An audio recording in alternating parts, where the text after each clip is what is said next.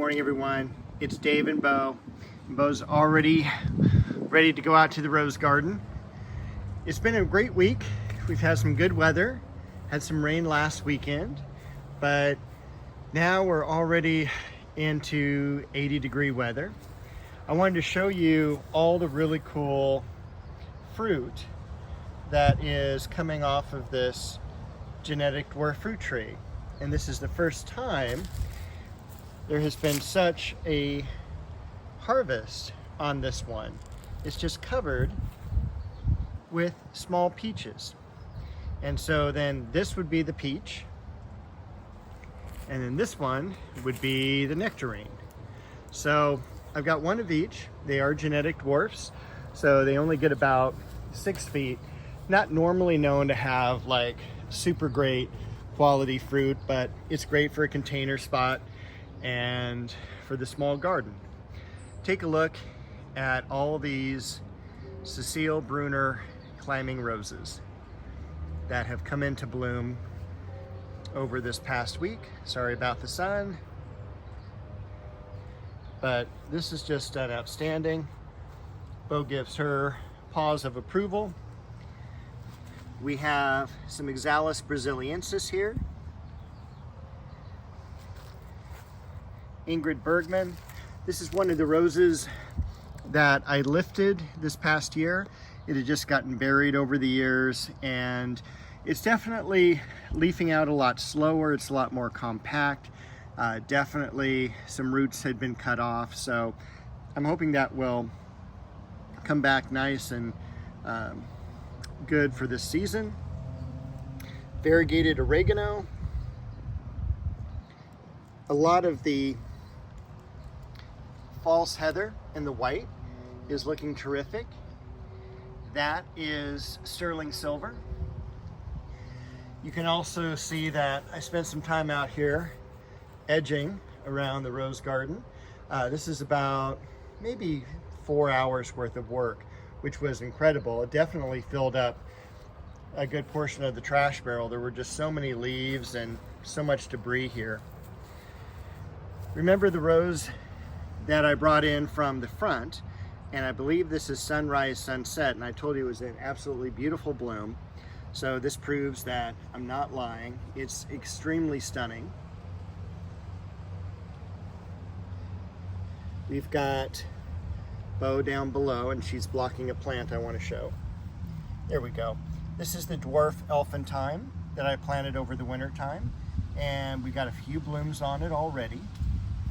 We had also planted the Lindaria, and that's about what the Lindaria looks like.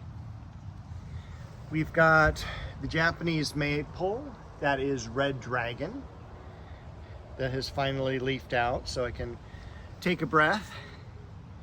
Isotoma, ground cover, and then over here is some Campanula. Other things I want to show off, just a couple more blooms on the Iris Nata. Then I'm going to cut all those back. Nice bloom on the foxglove. The Liriope, thank you for asking, is leafing out really well. And that is true for all 5 of them that I planted. Over here, I need to get in here and do some work. So probably next week on that. This is Lynn Anderson. Much more vibrant color around the edges when it first opens. Oklahoma. Look at how well that geranium has done there. Queen Elizabeth. The Spirea. Over here is Duet.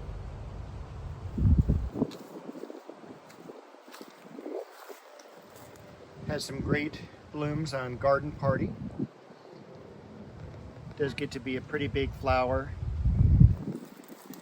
We've got a lot of irises coming up, a few even close to the stem, but look at that. That's a foot away from the stem almost. Other things in bloom, the Scaviola, I'm looking forward to the new foliage on the hemlock. I think I showed you the chocolate cosmos last week. Faint hint of chocolate. The dianthus. So I moved the Japanese maple that was here. It was just not what I was looking for. This is the variegated dogwood that I got from Mr. Maple. And this is the S2.E21 I also got from Mr. Maple. Those are looking great. I'm not going to plant them here. It's just so I don't trip over the hole there. Look at that beautiful bacopa. The lamb's ears is regrowing. This is the white aloe I got from Upland Nursery. Take a look at how beautiful this is. This is perfect moment. Dunes Valley thyme. Some carnations.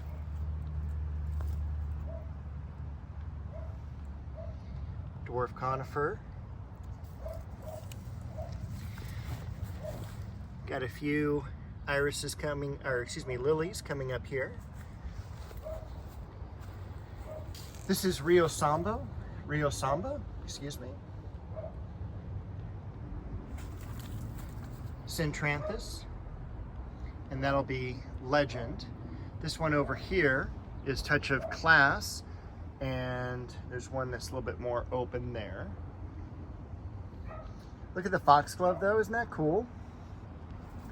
And especially back along the fence here, it doesn't show up nearly as nicely in the video as it does in real life, but that's just a beautiful stand of foxglove. There's one more over here that's blossoming, and actually one more in the back. Got some buds on the Shasta daisies down below, and on the mock orange, the Philadelphus, that's leafing out, but I didn't see any blooms yet. Bo's keeping an eye on that for us. Got that really nice stand of irises there. This is gold medal. Tiffany we saw last week, she's about done for this week. More foxglove and the sweet almond. And then I'm looking forward to the tournament of roses blooming. So things are looking nice in the rose garden. Now this tree here, as you can see my shadow, so let me move around.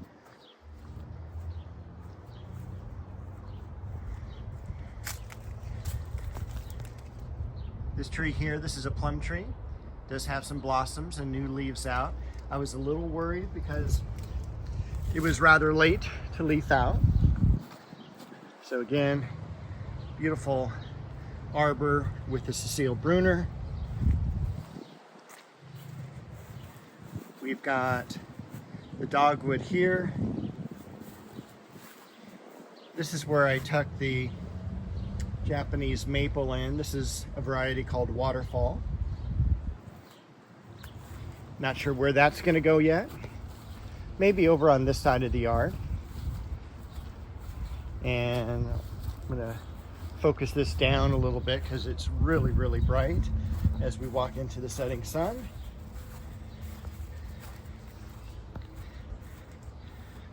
Look at all those blooms on the Cheonanthus. It is just covered with them, and I have to say, I think this is a great choice for back here. Looks great against the Japanese maple. Variety is Bloodgood, and this is the Heliotropium Ecuador that has just been in a ton of blooms. Pittosporum variegated, but that is tenuifolium, not tabira. The Clivia is done blooming, showing a little bit of stress from the sun and the heat, but I am hoping between the Cheonanthus and this other Japanese maple, it'll provide enough shade for it. But we will see. That may be another year or so away. Look at all those blooms as well on the Styrax. Of course, Magnolia Elizabeth. Sneaking back here all the usual suspects. Look at how big that Shasta daisy's grown. I need to go ahead and pull off the blossoms of those daffodils. We have some blooms on the ajuga and on the osteo there, the African daisy. We've got a lot of growth on the bee balm. This is Monarda, but you can see how much of it is already creeping out into the rocks. This will have to be separated next year. This is the Japanese maple Shishigashira with its slightly curved leaves. It's been doing really, really well. Variegated scented geranium. Columbine's pretty much done, but it was outstanding just a couple weeks ago. More from that variegated Alstroemeria. This is the Rose Gemini. And one thing too, this tree above it, which is a very messy tree, this is Hymnosporum, and it is called Sweet Shade. Hymnosporum is the botanical name, but it does have a very slight sweet fragrance. Look at how well the Dahlia or rabbit's foot fern has grown. Some people call this the Creeping Charlie, but it's not a Creeping Charlie at all. But it's getting very weedy. In fact, it's kind of covering up the cactus there, or the succulent. Look back there at the red-veined chard. Remember the orchids I got from Andy's Orchids? Still doing really well. And they've been out in some pretty cold nights. That's a Vietnamese orchid. That's where that comes from. We've got some new growth on this Japanese maple over here. A ton of growth on that fern. That is going to need to be pruned back as soon as, what is that thing? Oh yeah, I need some time. The bee balm, Melissa officinalis.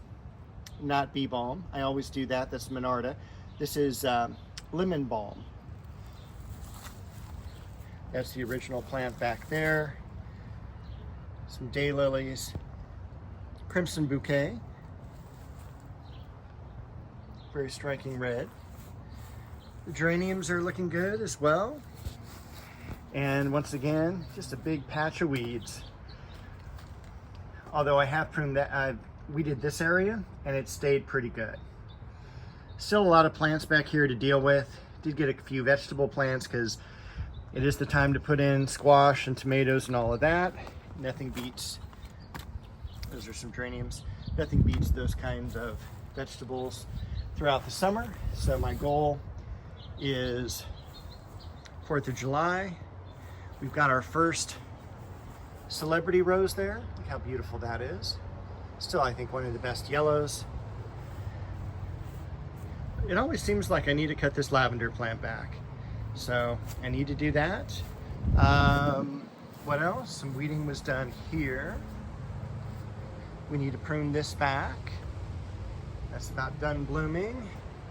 And we've circled the yard in about 13-14 minutes. Magnolia's looking good. And so that's where, I don't know if you can see Bo way in the distance there. There she is. This is where I'll end it for this week. I'll actually just drop in a quick walkthrough of the front yard roses. All right, so in the front yard, the wisteria is now done blooming. The heavenly bamboo needs to be cut back. And remember, gosh, I probably cut this back severely maybe 2 months ago. It's really just taken off this spring. We've got one rose. These are from Antique Rose Emporium. And I'll go a little bit closer here while I read the tag on this one. And I can't even pronounce it. So maybe I'll put the name in the description. This is Souvenir de Malmaison. I do know this one. It's gonna open up beautifully. There's probably 50 to 60 petals when a normal rose would have maybe 30 to 35. So I'm looking forward to that as well. Baron Provost is in the background here. I forget what this apricot one is here, but this is the one I'm really looking forward to. Teresa Bugnet, which is kind of a carnation-like flower. And then Barber Bush up front. The ligustrum is getting ready to bloom. I need to cut those back so it doesn't bloom. And look at Mary Rose back here. It's one of the early David Austin roses that was released in the US. So this is about the late 1980s, early 1990s. Here's one that's kind of been open for a little while, but a great rose.